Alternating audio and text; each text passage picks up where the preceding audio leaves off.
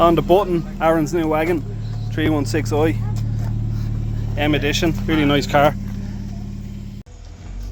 7-point turn. Aaron driving me Mini home while I have a shit box. She does look good.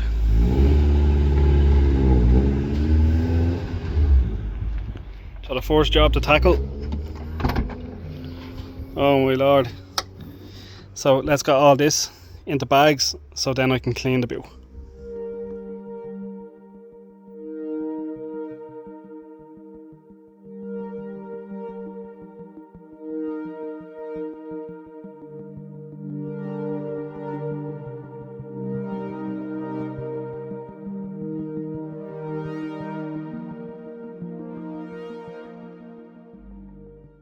So that's most of everything out there. I just need to pick out some more screws because I don't want to suck it up with the hoover. But yeah, time to get all of this hoovered out.